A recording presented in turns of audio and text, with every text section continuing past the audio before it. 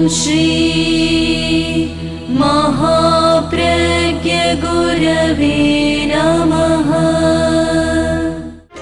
जिसके सांसों में रहता है शाश्वत शांति का स्पंदन, उस महाप्रज्ञ को वंदन, उस महाप्रज्ञ को वंदन। सत्य अहिंसा अनेकांत को अर्पित जिसका तन मन, उस महाप्रज्ञ को वंदन, उस महाप्रज्ञ को वंदन। जिसके सांसों में रहता है शाश्वत शांति का स्पंदन, उस महाप्रज्ञ को वंदन, उस महाप्रज्ञ को वंदन।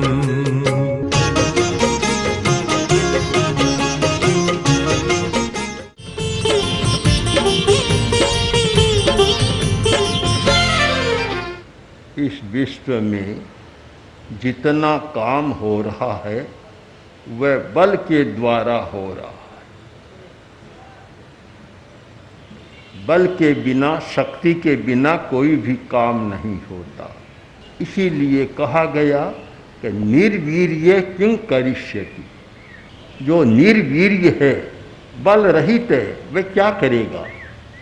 एक आदमी ने किसी से पूछ लिया कि तुम जंगल जा रहे हो, जंगल की यात्रा के लिए, और सामने शेर मिल जाएगा तो तुम क्या करोगे।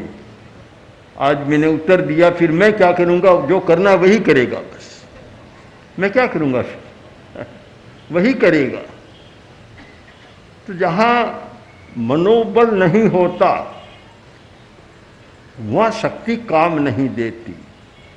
हम एक निश्चय पर पहुँच जाएं कि बाहर का बल भी तभी काम देता है जब हमारा भीतर का बल अच्छा है।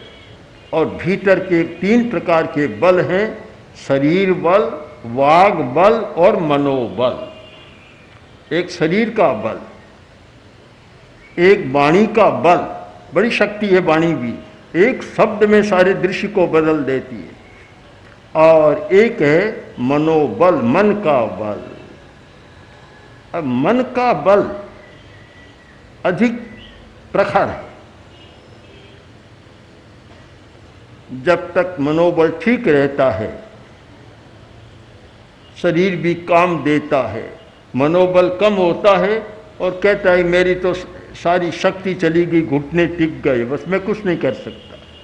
ये घुटने क्यों टिकते हैं, ये कमजोरी क्यों आती है कि मनोबल ठीक नहीं है। इसलिए एक समझदार व्यक्ति के लिए आवश्यक है कि मनोबल का विकास होता रहे, वह कम न हो। शरीर का बल अवस्था के साथ कम होता है, पर वाणी का बल कम हो यह कोई जरूरी नहीं है, और मनोबल कम हो यह भी कोई जरूरी नहीं है। बूढ़ापे में भी मनोबल बढ़ सकता है। जिनका मनोबल कम हो गया उनके लिए बूढ़ापा बड़ा दुखद होता है, सताने लग जाते हैं। मुझे कोई पूछता भी नहीं, मेरे पास कोई आता नहीं, मेरे कुछ ऐसा नहीं होता, बस ये नकारात्मक भाव आते रहते हैं और बूढ़ापा और दुख देने लग जाता है। और जिसका मनोबल होता है कोई परवाह नहीं करता, अकेला ही बहुत है, बस अकेला बहुत है।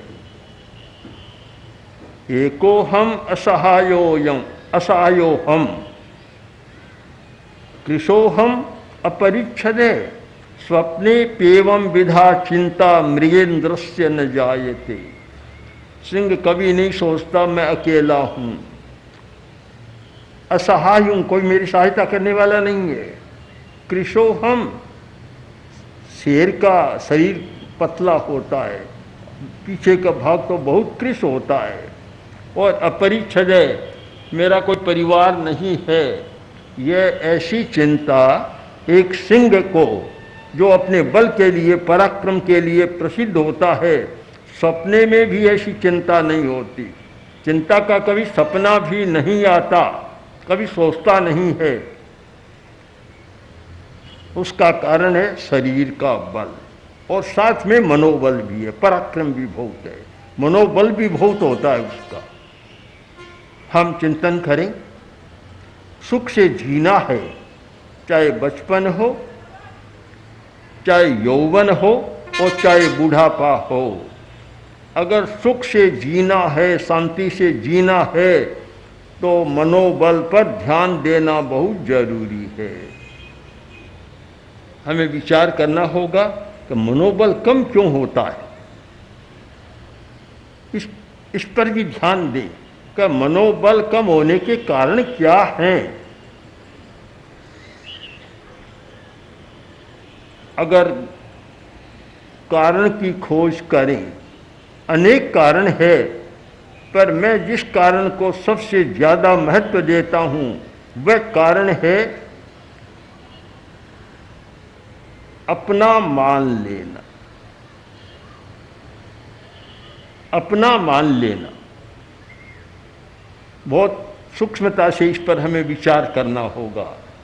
अपना मान लेना, जो व्यक्ति घर को, परिवार को, पदार्थ को, धन को, जितना बाहर का है उसको अपना मान लिया, यही मन की कमजोरी शुरू हो गई।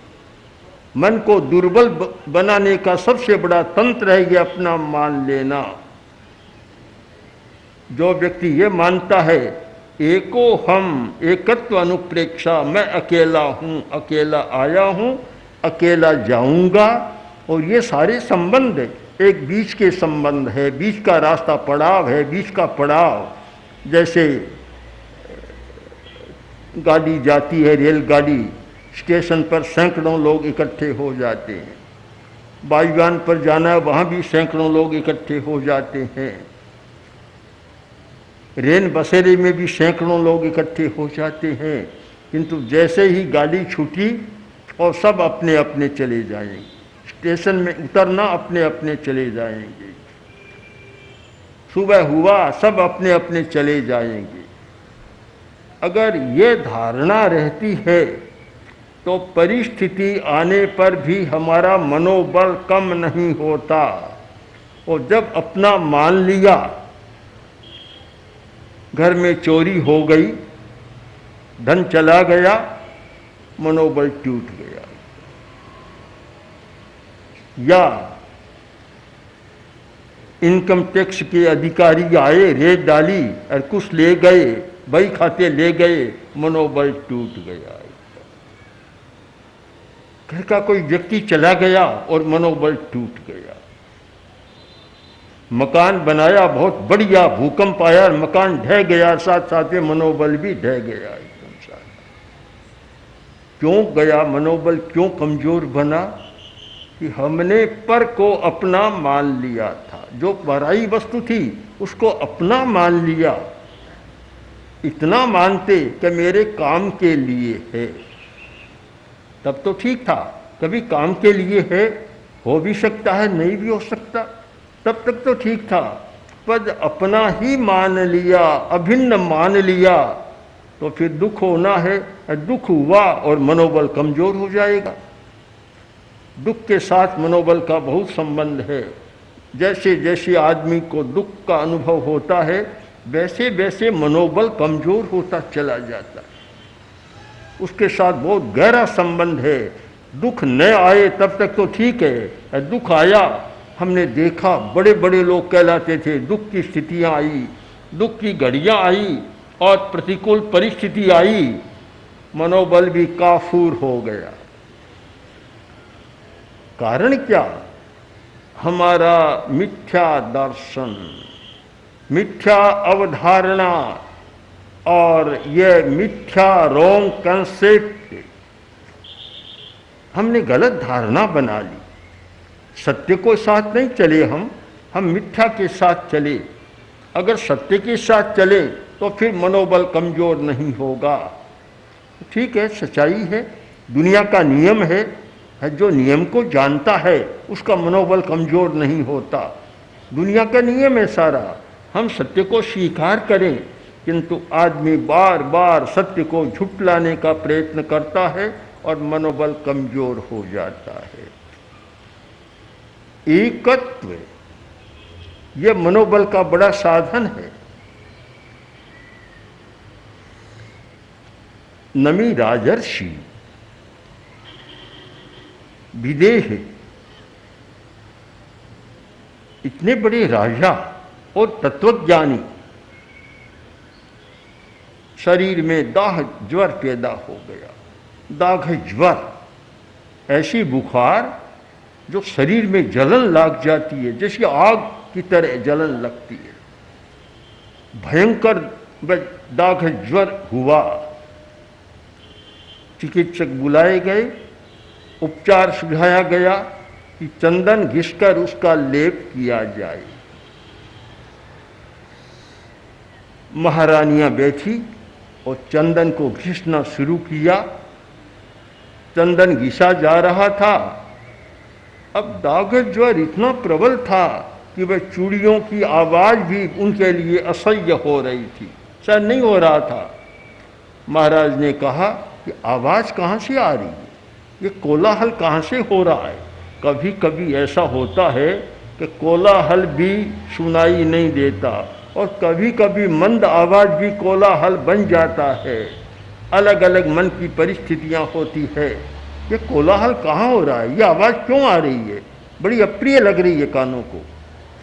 तब अधिकारियों ने कहा, महाराज, महारानियाँ चंदन घिस रही है आपके ये लेप करने के लिए, चंदन का लेप करने के लिए।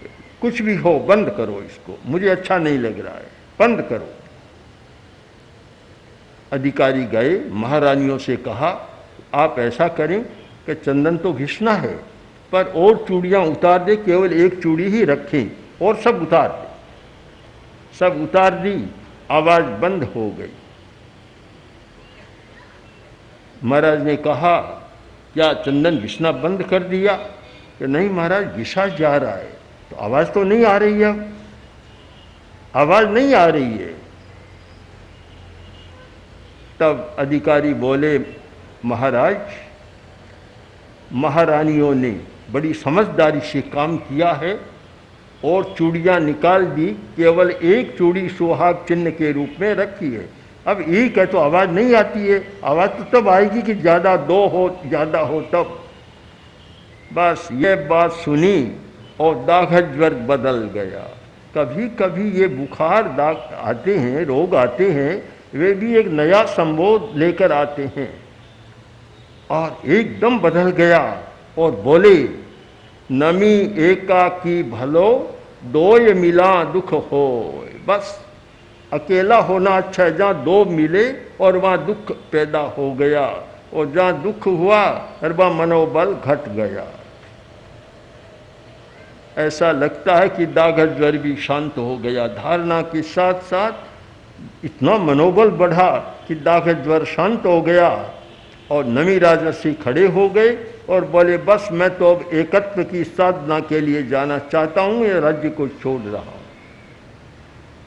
एकत्व मनोबल को बढ़ाने का इतना बड़ा साधन है कि मैं अकेला हूँ, इसकी अनुभूति हमारी प्रबल बन जाए।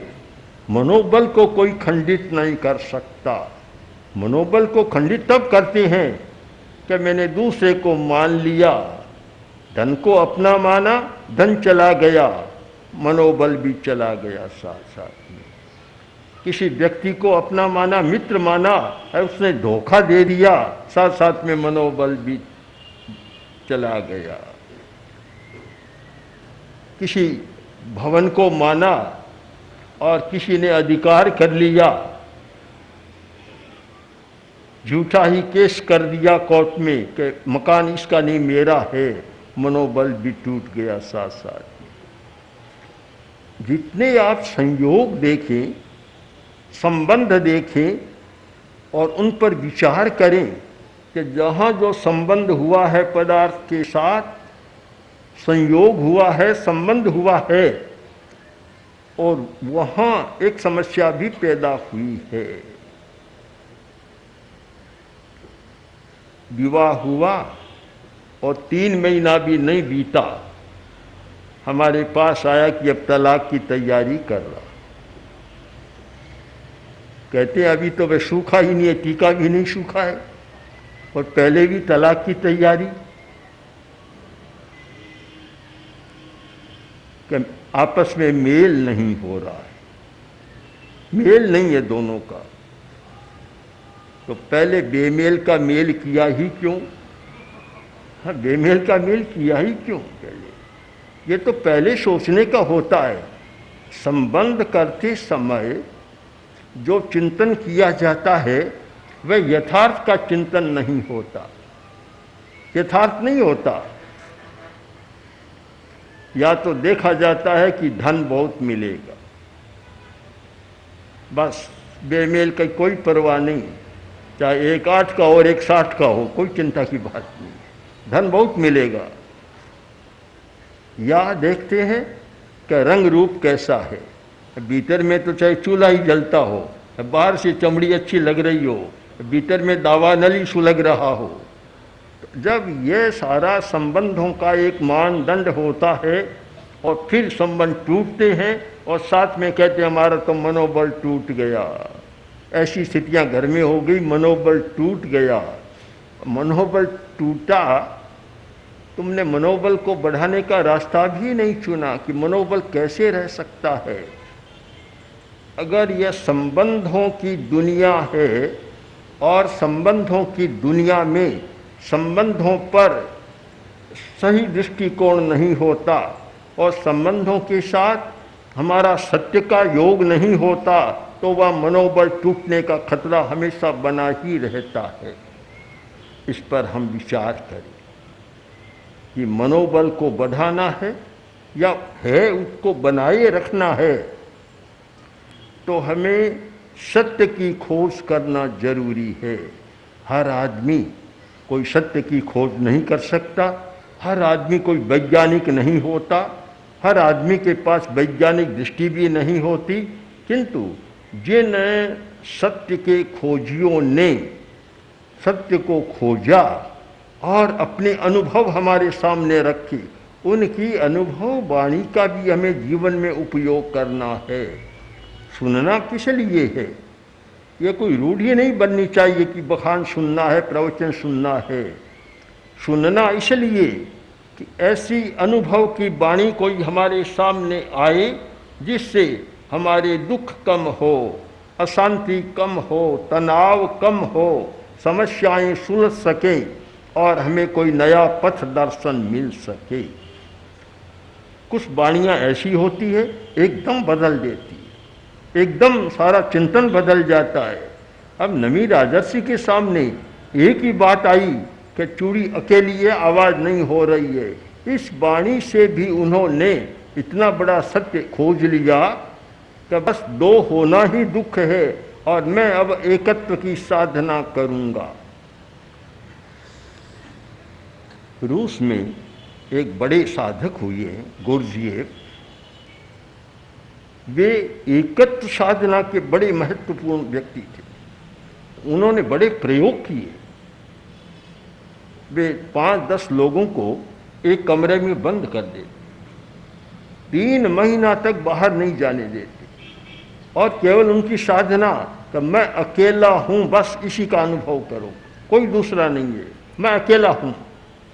अब 3 महीने के बाद जब वे बाहर आते, सारी दुनिया बदल जाती उनकी। इतनी सच्चाई का अनुभव होता कि सारे संबंधों से होने वाले दुख समाप्त हो जाते, मनोबल को बढ़ने का मौका मिलता, मनोबल कभी नहीं टूटता। हम जब झूठी झूठी आदतें, झूठी विचारधाराएं, झूठे कंसेप्ट, झूठी अवधारणाएं पालते हैं, तब भीतर ही भीतर में दुख पैदा होता है और वह दुख हमारे मनोबल को कम कर देता है। इसलिए आप चाहें कि मनोबल बढ़े तो मनोबल को बढ़ाने का सबसे बढ़िया साधन है हमारा एकत्व का ध्यान, एकत्व की अनुप्रेक्षा। मैं अकेला हूँ, अकेला आया हूँ, अकेला जाना है और संवेदन मेरा अकेला है। एक व्यक्ति के पैर में चोट लग गई, कहीं भी चोट लग गई, दूसरे लोग सहानुभूति तो प्रदर्शित कर सकते हैं पर दर्द का अनुभव नहीं कर सकते। दर्द का अनुभव किसको होगा कि जिसके चोट लगी है। चाहे दो भाई हैं, सगे भाई, बड़ा प्रेम है, चाहे मित्र आया, सब कहेगा कि मैं सहानुभूति प्रदर्शित करता हूँ। पत्रों में लिखते हैं सहानुभूति प्रदर्शित करता हूँ, पर संवेदन किसको होगा, दुख का अनुभव किसको होगा। उनको दुख का अनुभव नहीं होता, वे तो बाहर खड़े खड़े एक सहानुभूति प्रदर्शित कर सकते हैं। ये तो होता है। एक विद्यार्थी के हाथ में चोट लग गई तो डॉक्टर ने पट्टी बांधनी शुरू की। चोट लगी थी बाएं हाथ में और बाएं हाथ में डॉक्टर ने पट्टी बांधनी शुरू की तो वह बोला, डॉक्टर साहब इस पर मत बांधो, पट्टी इस हाथ पर बांधो। अरे बोला, चोट तो यहाँ लगी है, इस हाथ पर पट्टी क्यों? कि जब मैं स्कूल में जाऊँगा तो मेरे सब साथी हाथ हिला हिला कर संवेदना प्रकट करेंगे और मेरा दर्द बढ़ जाएगा, इसलिए आप पट्टी इस हाथ पर बांध। अब दर्द का अनुभव किसको होता है, बाएं हाथ को या दाएं हाथ को? जिस हाथ में चोट लगी है उस हाथ को दर्द का अनुभव होता है, पूरे शरीर को भी नहीं होता तो भला बाहर के व्यक्ति को उसका अनुभव कैसे हो सकता है? उस संवेदन नहीं हो सकता, अनुभव नहीं हो सकता। संवेदन हमारी वैयक्तिकता है, सामुदायिकता और वैयक्तिकता। कुछ चीज़ें हमारी सामुदायिक होती है, धन सामुदायिक हो सकता है, मकान सामुदायिक हो सकता है और बाहर की चीज़ें सामुदायिक हो सकती है, पर ज्ञान संवेदन ये सामुदायिक नहीं होता, ये नितांत वैयक्तिक होता है। व्यक्ति ही उसका अनुभव करता है, दूसरे को पता नहीं चलता। इसलिए कभी कभी ऐसा सुनते हैं, किसी आदमी के सिर में भारी दर्द है, कोई आकर पूछता है कैसा है? अरे कैसा है बताऊं कैसे? मैं भोग रहा हूँ, बताऊं कैसे? बताने की चीज़ नहीं, मैं तो भोग रहा हूँ। अब बताने से क्या होगा, तुम समझ भी नहीं पाओगे। सचमुच दूसरा समझ भी नहीं पाता। एक व्यक्ति के सिर दर्द है, अब दूसरा व्यक्ति पूछ तो सकता है कि कैसा है, सहानुभूति प्रदर्शित कर सकता है, कभी तुम्हें कष्ट हो रहा है, पर अब दर्द कैसा है इसका अनुभव कोई दूसरा व्यक्ति कर नहीं सकता, क्योंकि दर्द, पीड़ा, अनुभूति, अनुभव, संवेदन ये सारी वैयक्तिक बातें होती है। अद्भुत नेत्र तुम्हारा, अद्भुत नयन तुम्हारा, बस आपकी आंख अद्भुत है। जिस व्यक्ति की आंख साफ है, अद्भुत है, उसके लिए दुनिया सुखमय है और मनोबल को घटने का कोई मौका नहीं मिलता। जिसकी आंख साफ नहीं है, पग पग पर अटकता है, मनोबल भी अटकता है, टूटता है और समस्या का समाधान नहीं होता। तो अगर मनोबल को बढ़ाना है तो उसका सबसे बड़ा साधन है सम्यक दर्शन, एकत्व आदि सारे सम्यक दर्शन के अंग बनते हैं। इसलिए हम प्रयत्न करें कि हमारी आँख साफ बने और हमारे सम्यक दर्शन का विकास हो। ओम ओम श्री महाप्रज्ञ गुरवे नमः। ओम श्री महाप्रज्ञ गुरवे नमः। ओम श्री महाप्रज्ञ गुरवे